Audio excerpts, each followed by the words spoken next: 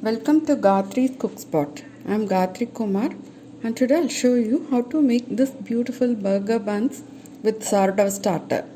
So if you haven't yet subscribed to my channel, please subscribe to it to get notifications. Now first let us mix together maida, salt and sugar. The recipe ingredients are also shared in the description box below. Please take a look. So once you mix all the dry ingredients together, we are going to add our sourdough starter. This is my 150 grams of very active sourdough starter. So I first mix together 50 grams of starter, 50 grams of flour and water and let it double in volume, and then I use in my recipe.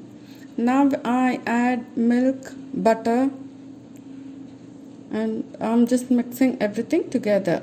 So the dough for this burger buns is a little bit on the firmer side, not a very loose dough. And we are not going to do any other, we're just going to knead the dough for 10 minutes straight, just like we do with Yeast Burger recipes. So I just take my dough to the counter and knead it for 10 minutes.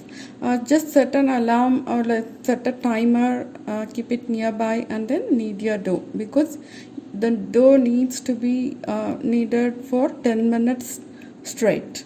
Okay, please don't avoid this step. So now after 10 minutes of kneading, you can see that the texture of the dough has completely changed and it's nice, smooth, soft and elastic. Now we are going to first prove, that's the bulk fermentation. Take a bowl, just add some oil or ghee or butter, just rotate your dough and then cover it with cling film. And now we will set this aside until it doubles in volume. So it takes nearly 5 hours. My place is actually hot, but still the dough took 5 hours, and even one of my readers, they also attempted the same recipe, and again the proving time was nearly 5 or 6 hours. So this proving does take some time, so do not hasten the process. Now take the dough onto the counter and we are going to divide it into 3 equal portions. Just doing 3 burger buns out of this, but if you want smaller buns, you can actually divide it into 6 equal portions. So once this is done, we are going to shape the buns. Shaping is pretty easy. Now keep one baking tray lined with parchment paper. So the first initial shaping is to bring all the edges toward the bottom of the roll, and then we will do the final shaping.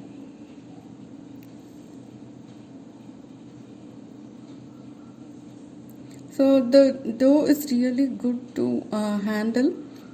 It's really good. You should actually try this to know what I am speaking about. Now to shape the buns, you need to hold the dough and just pull it towards yourself. That actually creates some tension on the top and makes a beautiful roll without any cracks. Now complete all the 3 rolls, and then we're just going to leave it for second proving. So just cover it with a cotton cloth or a towel and then set it aside until 1.5 times the volume. It may take 1 hour to 2 hours. And then you have to preheat your oven to 250 degrees centigrade at the end of your proving time. Say the buns are a little bit larger than the ones which we shaped, and now we'll apply some milk wash on top and sprinkle some sesame. So the milk adds a really good color to the buns when you bake them. And sesame seeds, they're just optional. I love sesame seeds on top of my bread recipes, so I just add it everywhere. But if you want, you can add, otherwise you can just omit it. And now we're going to bake these buns in that preheated oven for 30 to 35 minutes. See, they're so beautiful, right? I actually didn't expect this result when I made the bun, but they turned out really amazing. Just cool the buns completely on wire rack before slicing it. I actually sliced it when it was slightly warm, and I'll show you what happens when you slice a bun when it's warm. So they're really soft and a smooth textured bun, really good. And use a serrated knife to slice any bread. It actually helps you for a clean cut. And see, you can see the edges, they are kind of squished, right? So that's because they are still warm. But the texture was amazing, the softness was really good. So please try this recipe and just share with me how you felt about it. Bye.